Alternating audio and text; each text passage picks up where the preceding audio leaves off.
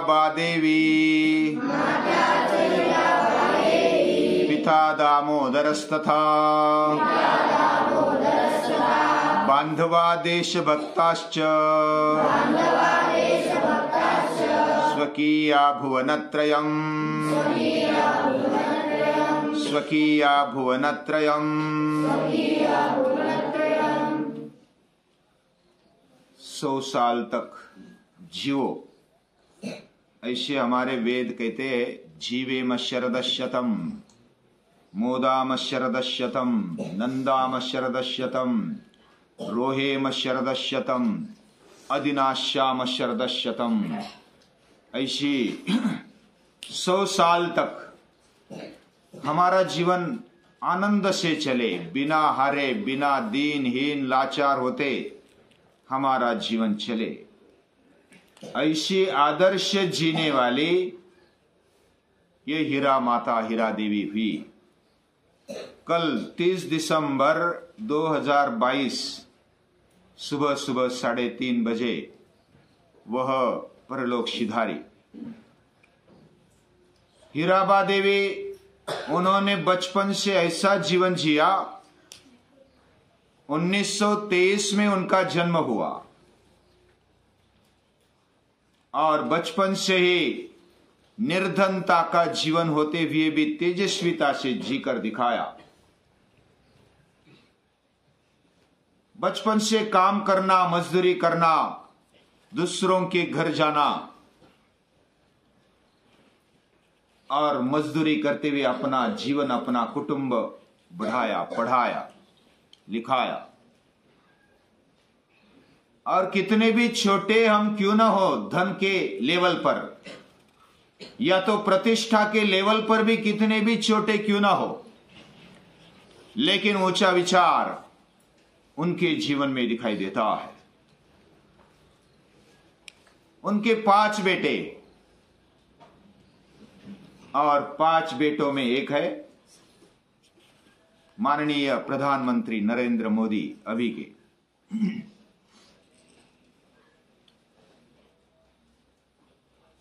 कल उन्होंने बिल्कुल सादगी भरा अंत्य संस्कार किया। प्रधानमंत्री की माता है, अगर चाहते तो पूरी देश के मान्यवरों को बुला सकते थे, दर्शन के लिए लाइनें लगा सकते थे, लेकिन ऐसा नहीं हुआ। उनको मालूम पड़ा, सुबह सुबह तुरंत निकले, गांधीनगर आ गए और उन्होंने अपने घर जाकर साधारण, जो मराठी में तिरड़ी बोलते हैं, बांस की और जो फसल की ये होती है ना घास, उसका ये बनाया और उसको लेकर चल पड़े। 9, 9:30 बजे तो अंत्य यात्रा शुरू हो गई। उन्होंने इतना संकट या तो संघर्ष भरा जीवन होने पर भी हीराबा ने अपने जीवन में मरते दम तक हौसला नहीं छोड़ा है। कभी रोना धोना उसके जीवन में दिखाई देता नहीं है। नरेंद्र मोदी को, माननीय प्रधानमंत्री को मां का प्रेम बहुत मिला, आशीर्वाद मिले। जब भी कोई समस्या या तो संघर्ष वाली स्थिति आ जाती तो पहले माता के दर्शन के लिए आ जाते, दर्शन करते, आशीर्वाद ले लेते। जैसे शिवाजी महाराज, तब मुझे याद आते हैं। शिवाजी महाराज कभी भी जो भी प्रसंग आता, अभी सामना करना है, संकट का सामना करना है, तो किसके पास जाते? जिजा माता के पास जाते, दर्शन करते, आशीर्वाद लेते, मां भवानी का दर्शन कर लेते और फिर चल पड़ते समस्या का सामना करने के लिए। समस्या निपटाने के बाद भी तुरंत वो आ जाते मां के पास। वैसे माननीय प्रधानमंत्री भी आ जाते मां के पास और आशीर्वाद ले लेते हैं। वह कभी भी अपना मौका छोड़ते नहीं और समस्या संघर्ष के बाद भी अच्छी तरह से निपटाने के बाद वो आ जाते और दर्शन कर लेते, आशीर्वाद ले लेते। मां का कुटुंब बहुत ही सामान्य कुटुंब है। उन्होंने कभी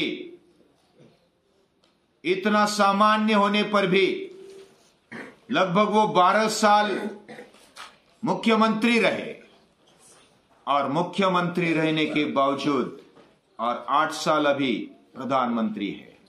वो अपने आप को प्रधान सेवक मानते हैं। उनके पूरे कुटुंब ने साधारण जिंदगी छोड़ी नहीं। वह चाहते तो नई नई कुछ ऐसे कॉन्ट्रैक्ट मिल जाते, धन संपत्ति मिल जाती। उनके केवल कहने मात्र से ये सब उनके चरणों में आ जाता, पूरे कुटुंब के। फिर भी ऐसी कैसी मां है जो अपने कुटुंब को तेजस्विता का पाठ देती है कि लाचार मत बनो, आत्मनिर्भर बनो।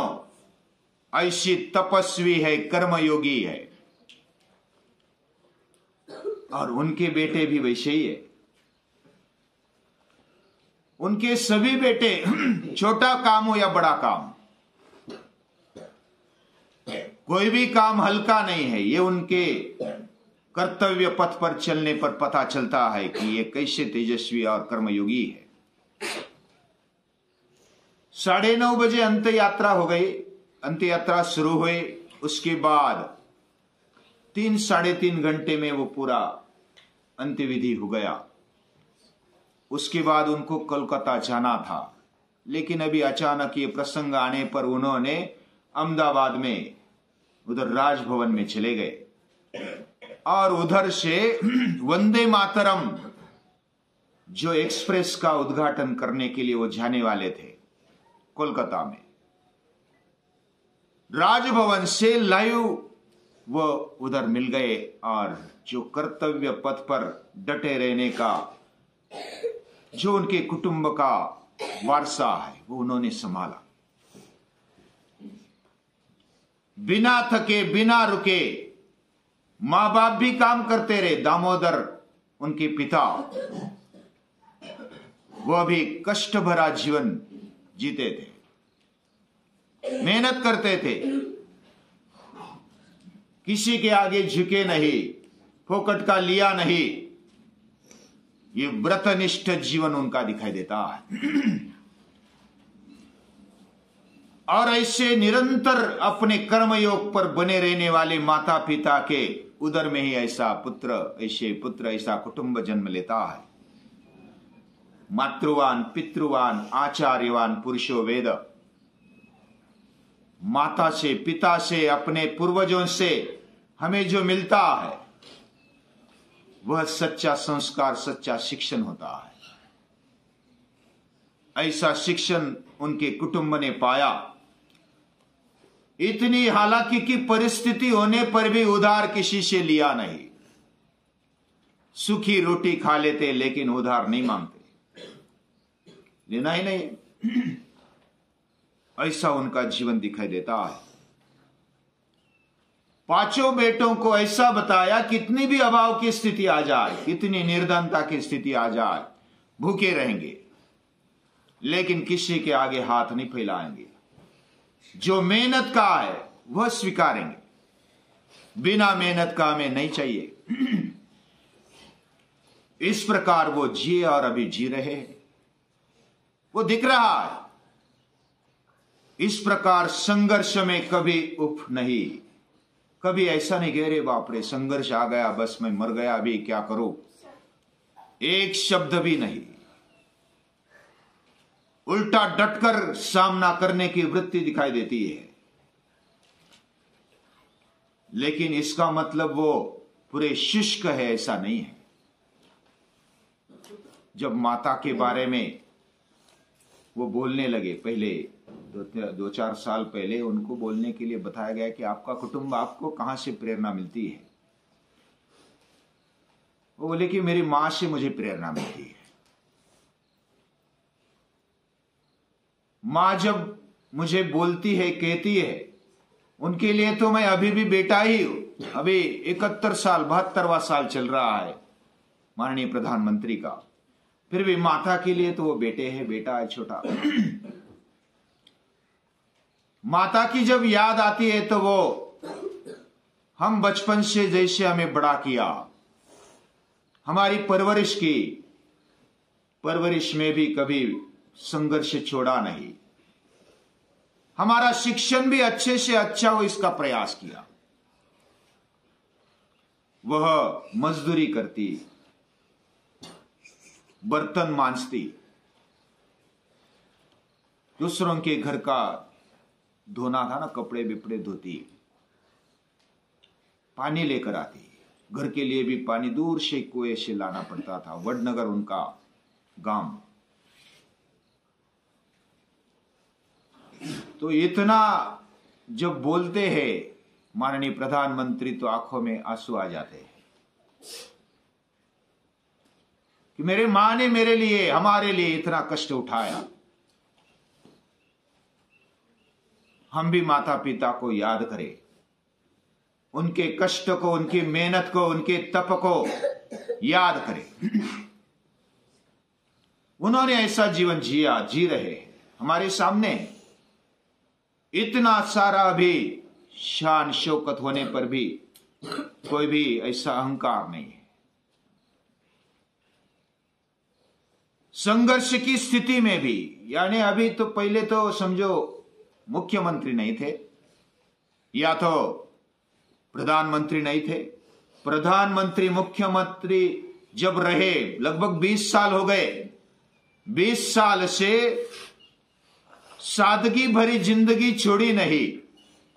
उन्होंने जब मतदान के लिए जाते हैं तो लाइन में खड़े रहते। इतनी बूढ़ी मां भी लाइन में खड़े रहती है।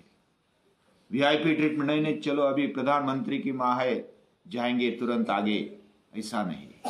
श्रीवत्सा क्या पूछती है? सादगी मतलब क्या है? सादगी मतलब साधारण रहना, कोई अलंकार नहीं, कोई ऐसा बड़े जाव नहीं। ऐसी माता, वह बड़ी सादगी भरी जिंदगी, यानी साधारण रहना और ऊंचा विचार रखना, यह प्रैक्टिकल उनके जीवन में दिखाई देता है, उनके कुटुंब में दिखाई देता है। नारायणी भी कुछ पूछना चाहती है। तो फिर परवरिश मतलब? हाँ, परवरिश मतलब लालन पालन करना, इसको परवरिश बोलते हैं। बचपन से हमें खाना पीना, हमारा लाड़ प्यार करना, जो भी हमारे लिए आवश्यक है उसको निभाना, खाना पीना सोना, जो भी बीमार पड़ेंगे तो कुछ शुश्रूषा करना, ये तो माता पिता करते हैं, ये परवरिश है। ऐसी परवरिश मां पिता उन्होंने की। उनका जन्मदिन जब था 100वां जन्मदिन, 100वें जन्मदिन में जब प्रधानमंत्री आ गए, प्रधानमंत्री माता को मिलने के लिए, बधाई देने के लिए आते हैं, तो बधाई देने के लिए आते हैं तब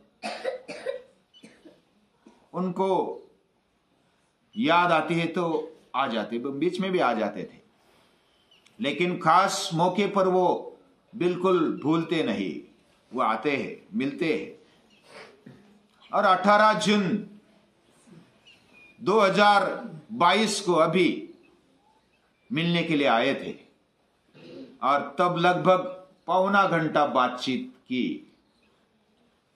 वो बातचीत लंबी बातचीत थी, उसके बाद भी बातचीत हो गई, लेकिन इतनी बात नहीं हो पाई। उन्होंने आते आते जब उनको पता चला कल सुबह कि माता नहीं रही, तो उन्होंने कर्तव्य जैसा करते हैं, मौत ये आखिरी सत्य हमारे जीवन का, ये माननीय प्रधानमंत्री को, नरेंद्र मोदी को पता है, लेकिन प्रधानमंत्री बनकर के नहीं, वो सामान्य बनकर के आए। उन्होंने ट्वीट किया ट्विटर पर, क्या किया? शानदार शताब्दी का ईश्वर चरणों में विराम, हेडिंग है। 100 साल जी मां, उनको धन्य लगा कि मेरी मां 100 साल जी और अभी विश्राम के लिए चली रही है, ईश्वर के चरणों में जा रही है। मां में मैंने हमेशा त्रिसूत्री को देखा, त्रिमूर्ति को देखा, अनुभव किया। कौन सी त्रिमूर्ति देखी? तो वह ट्वीट करते हैं, उसका जीवन मतलब तपस्वी की यात्रा है। वह तप करती है, वह बिना कुछ अधिक आशा किए कोई भी सुख सुविधा नहीं ली है, होने पर भी नहीं ली। 20-20 साल तक वो मंत्री, प्रधानमंत्री रहे, मुख्यमंत्री रहे, और वो केवल बोलने पर वो तो सामने आ जाते थे, लेकिन मना कर देती थी प्रामाणिकता से, बड़ी सहजता से मना कर देती थी। तपस्वी जीवन की यात्रा है उनका जीवन।